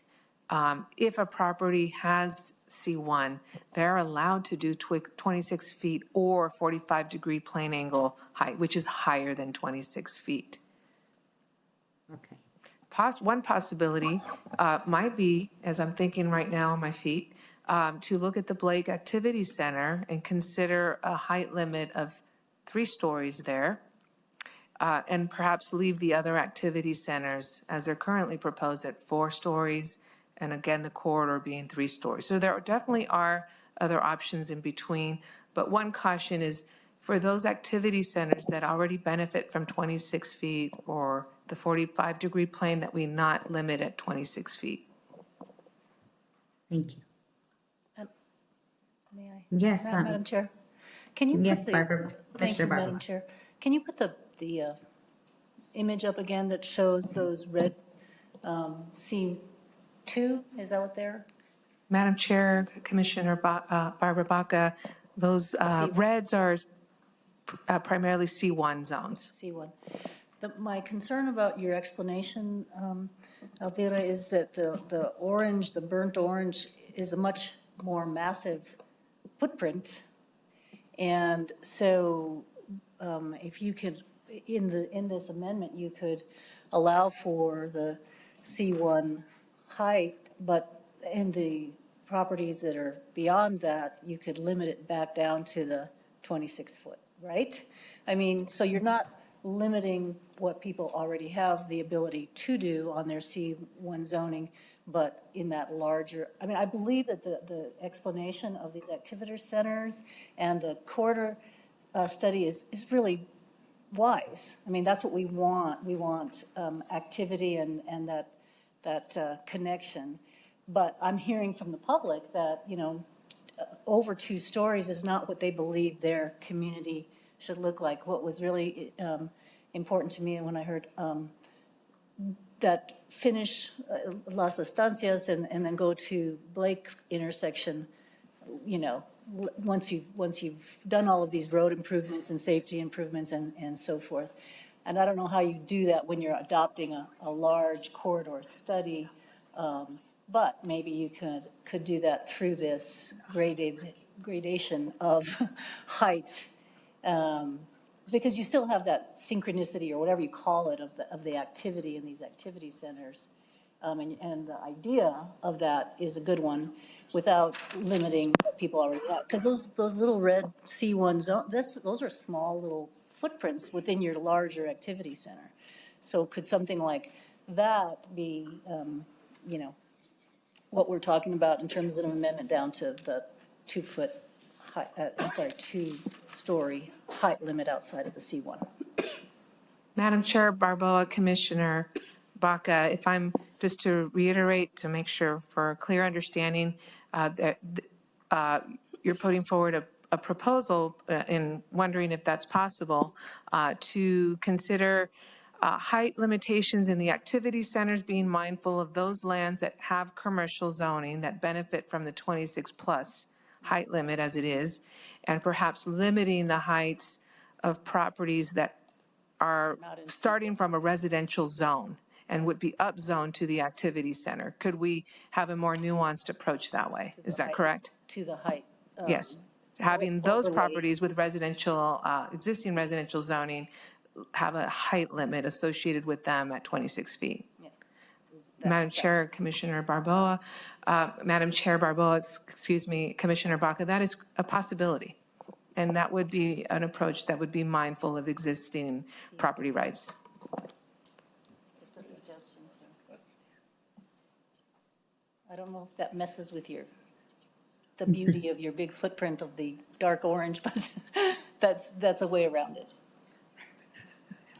And that, I mean, Madam Chair, if I just the comments that we have heard throughout this whole debate is simply that limiting it to 2 stories. And we do want to encourage infill, and there is a strength in having these activity centers and being, you know, confined to a space on those intersections. But if those intersections aren't ready and people are still speeding down, I mean, you're thinking forward with this long-range plan. I get it, but maybe we do it in steps in that way. Madam Chair, Commissioners, and just to further elaborate on this new proposal, I haven't heard this one yet. It's an interesting one, and I think it could be possible in terms of this concern from staff with regards to property rights. Again, if I'm hearing clearly, I'm going to try to synthesize it in simple terms, I hope, that perhaps we can consider within the activity centers and along the corridor to limit heights for those properties that currently have residential and would benefit from either an activity center zone, which again would happen with adoption of the plan, or the corridor opt-in zoning. If they started with residential, that those properties could be limited to 26 feet as they are in residential land uses right now. But if they currently have commercial non-residential zoning, such as C1, M1, C2, these other commercial zones on the corridor, that they would benefit from the proposed zoning as the plan, the May submittal that the CPC recommended. We would go with the 3 and 4 stories, or go with the existing C1, which is 26 plus 45-degree angle limitations. In other words, no precise limit as long as you can build within the 45-degree angle. On the C1. Yeah, C1. So this is complicated, I know, but I would need some direction. But what I'm hearing is, though, being deferential to the starting point. If you're residential, having height limits. If you have commercial, making sure to keep your existing, at least at the minimum, your existing commercial height limits. Thank you, Manager Lopez. Other questions or proposals? Madam Chair, if I may. Yes.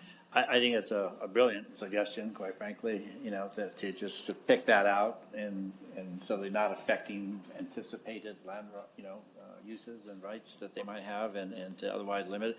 And so, yeah, I would strongly support that, approach. I think that makes a lot of sense. And the other part of it I sort of forgot to mention, but I think I sort of alluded to, is that what I've heard from many people over the last 6 months or so, whatever it was, and I alluded to about traffic, is that there's so many opportunities coming ahead in the months ahead, the years ahead, to really improve Coors Boulevard with the safe streets, with the bicycle safety plan, and don't remember the names of all the different plans that are out there. And there's some money. I think they still have about $6 million for the safety part of Coors Boulevard.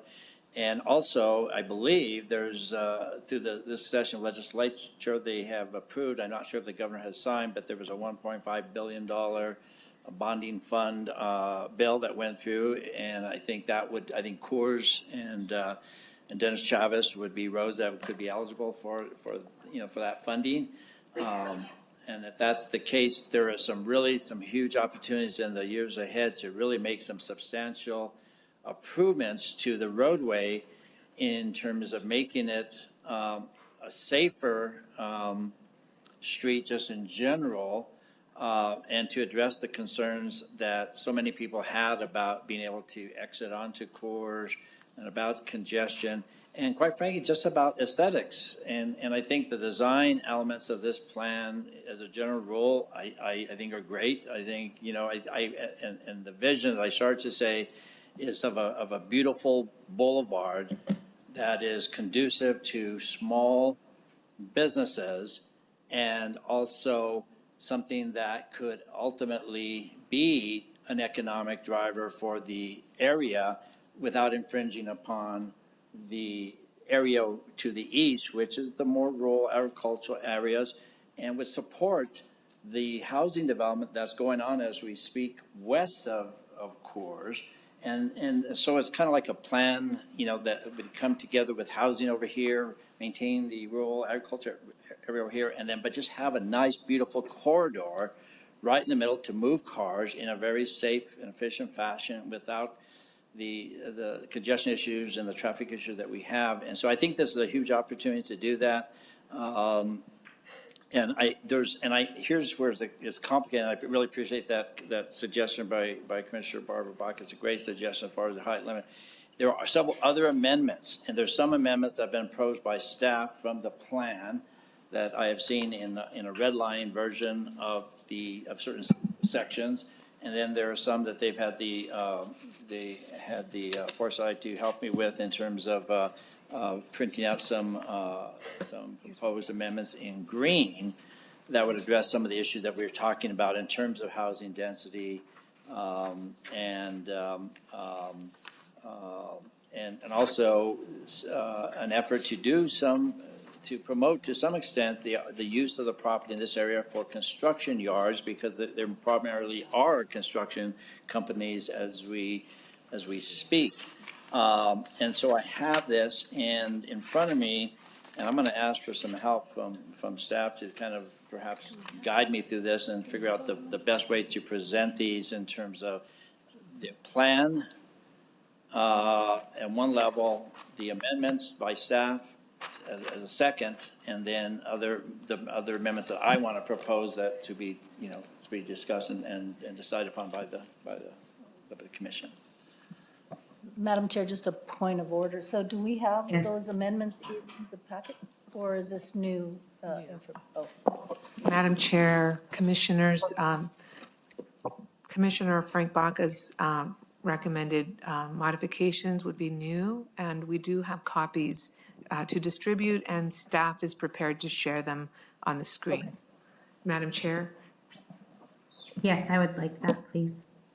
Sharing on the screen.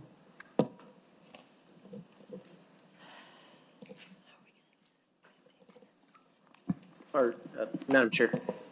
Yes, Commissioner Okay, Olivas. never mind. It looks like we are going to get physical copies. I didn't know if we were just going to look on the screen. Thank you.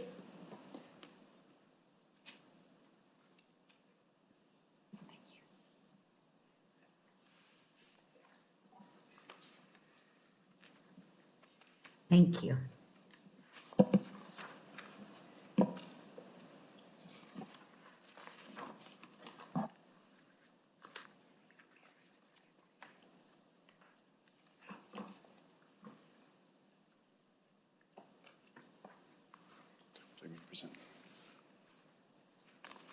Okay. Chair Barbeau, if it please the commission, I can read these into the record if you'd like, or if you'd prefer, I can just let you all read it on the screen. I don't mind you reading it if you don't. Thank you. Okay, I'll do all the fun voices, okay? You do have a good voice. So regarding traffic and safety, Commissioner Baca proposes a new finding, and again, findings are statements of fact, whereas conditions are recommended changes. So the new finding, it would say, safety is important to all road users on this corridor. A related county project will make improvements to the Coors right-of-way to improve safety for motorists, cyclists, pedestrians, and transit users from Gun Club Road to Blake Road. Additional funding is required to extend these improvements north to Bridge Boulevard. So that is the finding. That is a statement of fact. Then there would be a new proposed condition, which would say, incorporate a summary of the Public Works roadway safety project on Coors into the transportation section. So that's just saying we're going to add some additional narrative into the transportation section that exists in the plan to discuss the project that Richard Meadows is operating.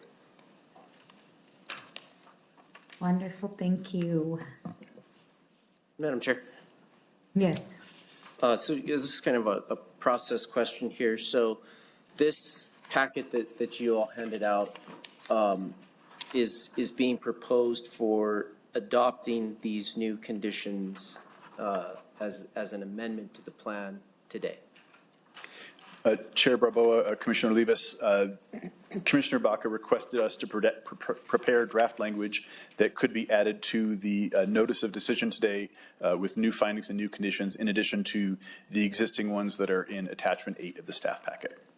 Okay, so I'm just going to share a concern outright, which is just that this is a lot of changes, and I just saw them now, and so I really, really, really hate saying this, especially to our planning staff, but I just really would not feel comfortable today adopting these because I haven't seen them and I really haven't had time to digest what they mean. Based on the sponsor, I have a pretty good assumption that they're good, that they're beneficial, because it's his district and he's recommending these, but I just don't feel maybe we can. I mean, I'm not saying we don't try, but I just don't know that I'm going to be in a place to move forward on these. Others may feel differently.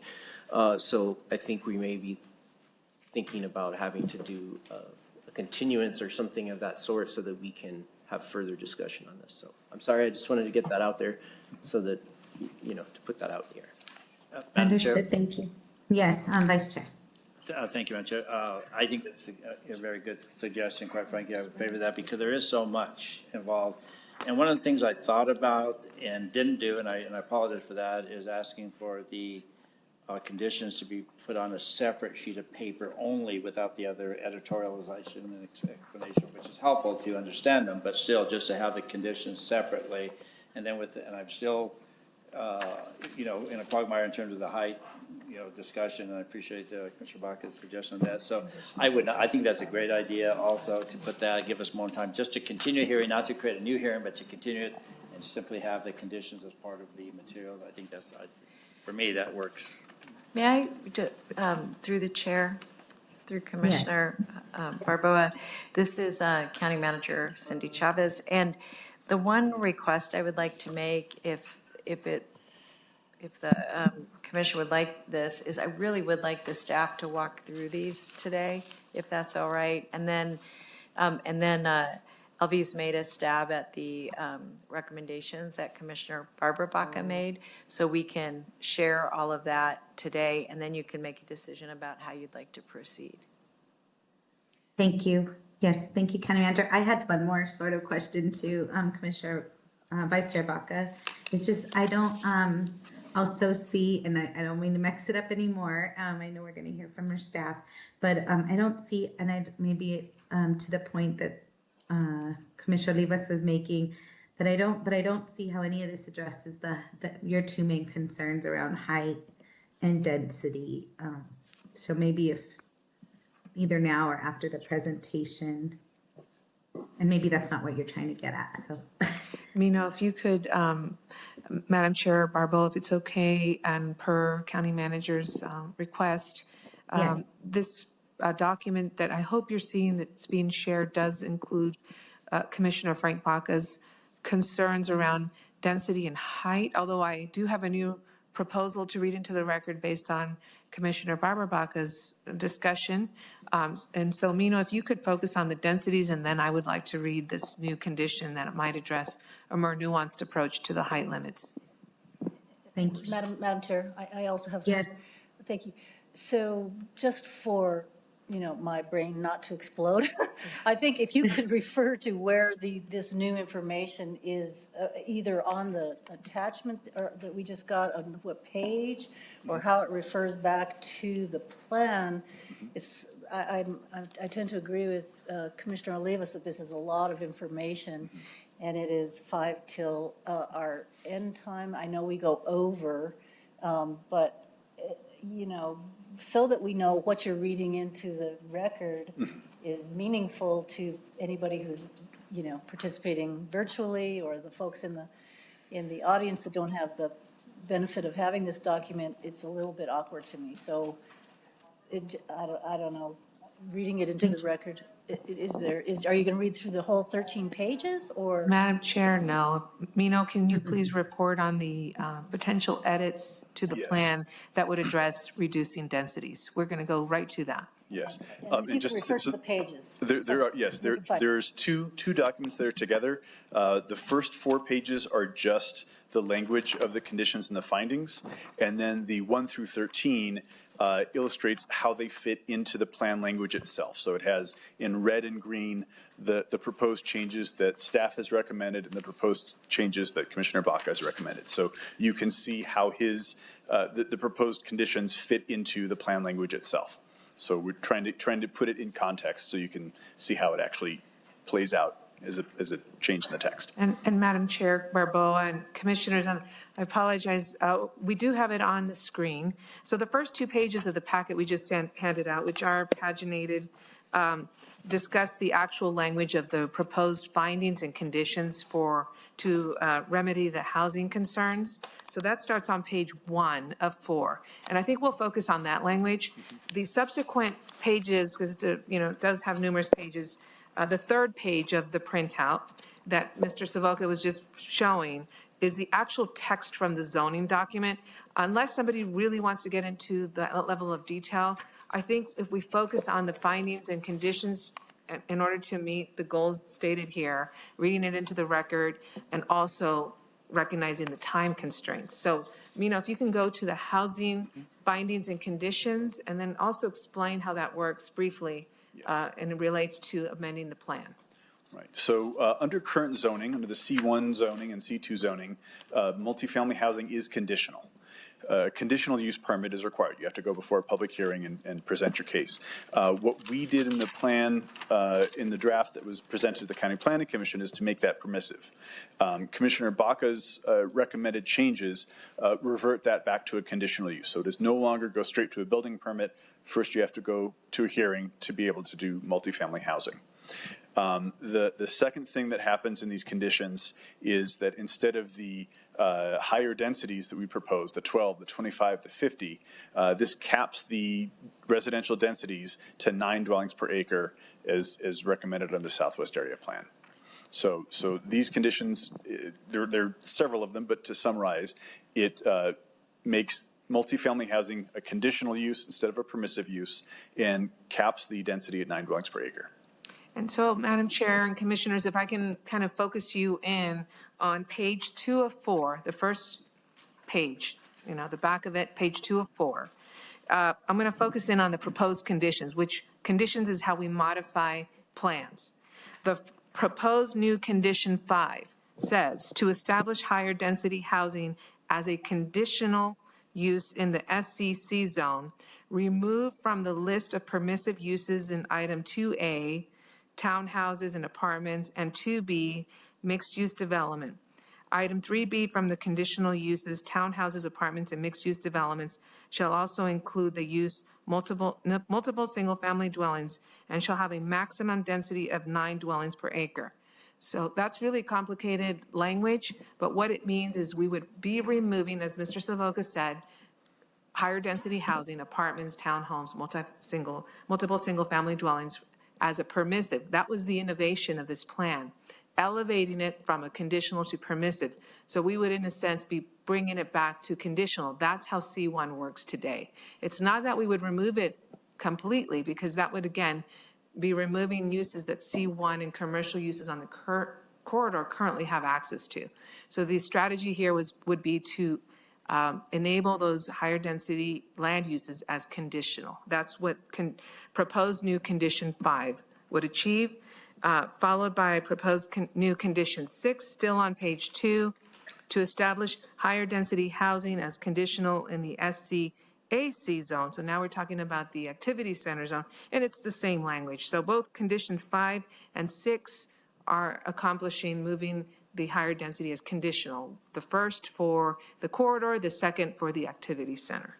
So placing that in the context of the plan, you can see on the other document, we've scratched out those things under the permissive uses, and then under the conditional uses, they're limited to 9 dwellings per acre.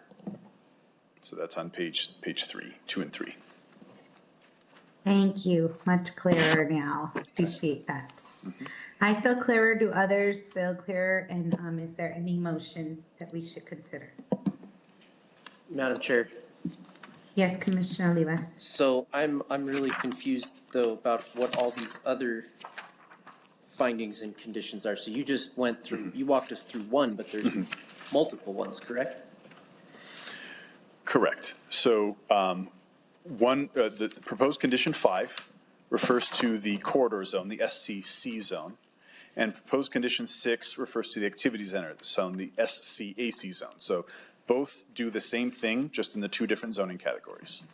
Okay. Mino, I believe, I'm sorry. Madam Chair, Commissioners, just to clarify, Commissioner Olivas, are you referring to other findings and conditions under other themes like traffic and safety or height regulations? Exactly, yeah. There's a lot more in this that we were given than what we just talked about. Correct. Right? That is true, and we can go through those because we do understand that when we met with Commissioner Frank Baca, he had other concerns, and so we have prepared other findings and conditions to address his interests.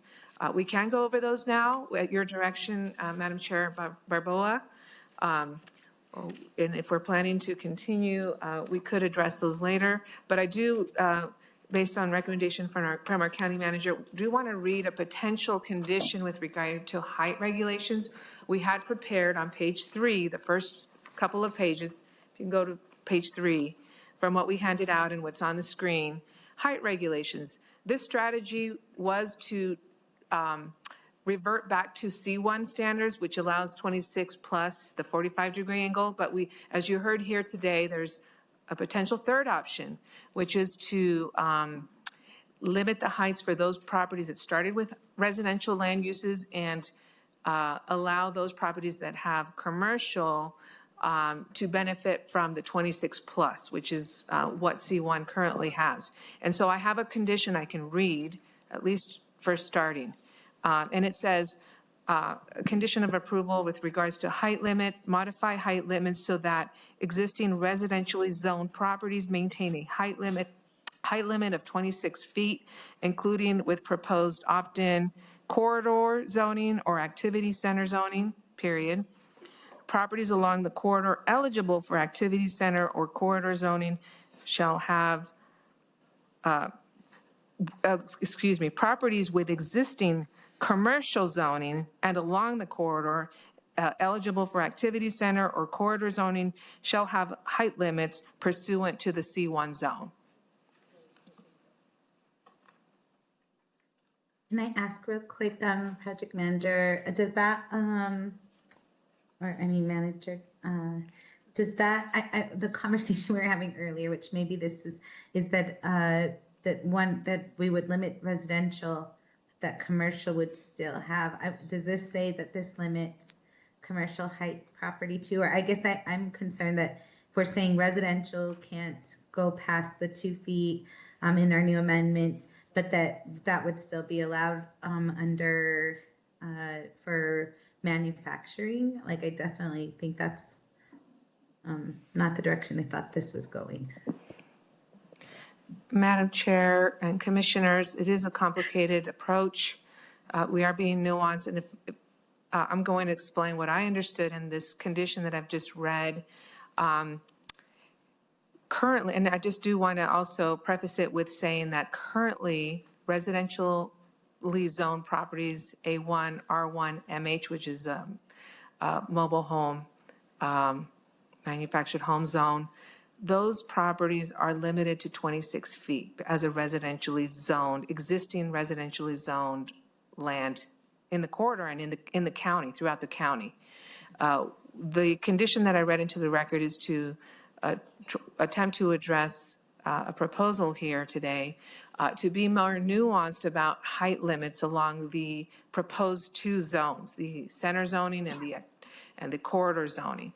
And so that height limitation for the proposed zones would be deferential to existing zoning, so that if you started with a residentially zoned land, you can benefit from the expanded commercial uses, but your height limit would be 26 feet. Now, if your starting point is a commercially zoned property, again, you're benefiting from expanded commercial uses with the new zonings, whether it's corridor or activity center. But if you started with a commercially zoned property, your new height limits would be deferential to existing C1 zoning, which is allowing 26-foot heights plus higher if you can address 45-degree angle plane rules. Thank you. Madam Chair. Thank you for your brain capacity as well. Yes, Commissioner Olivas. Thank you, Madam Chair. I'm just going to take a quick point here and move a continuance. I'd like to ask our planning staff, county manager, to help us align that. We got a lot of people coming into the chambers expecting a 5 p.m. meeting. I suspect some of us may want to take a quick refresher here. So I'd like to move a continuance, and county manager, could you help us find a date? I'll second. Thank you. Okay, we have a motion and a second. Thank you, County Manager. Thank you. The staff is looking that up right now, and so I don't make a mistake, I'm going to listen to what will be some. Together because of times, the deadlines and whatnot. Here we go. See, that's why we have things in print. Oh, that's better. Okay, well, this has our internal deadlines. Okay. I'm looking at, so the next one is, I think 25th is too close. Can we say March 11th, we have a zoning meeting? March 11th, we have a zoning meeting. Okay, I That's would move already a scheduled. continuance to the March 11th zoning meeting, and I would give further direction requesting that staff provide a compilated list of all the proposed conditions and findings.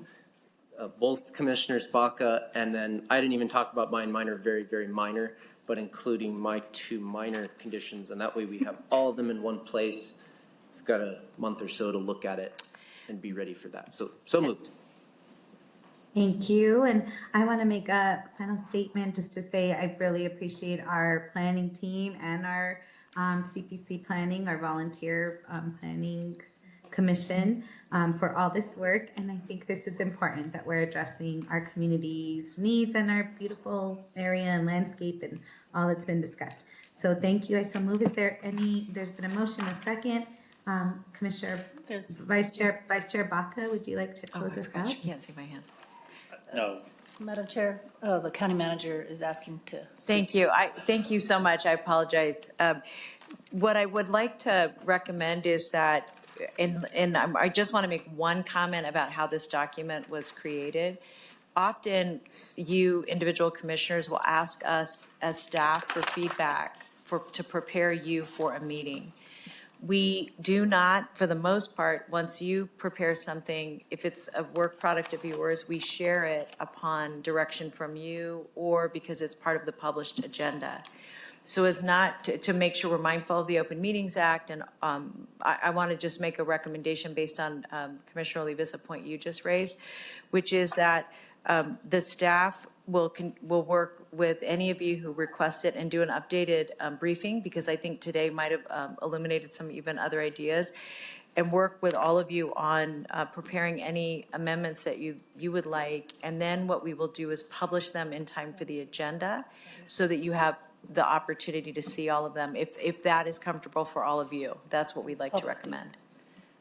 That feels great. And those would all be, what you're saying is they would all be publicly published. So we would all see them, the public would all see them. Correct. And then we can, we're all playing with the same sheet of music.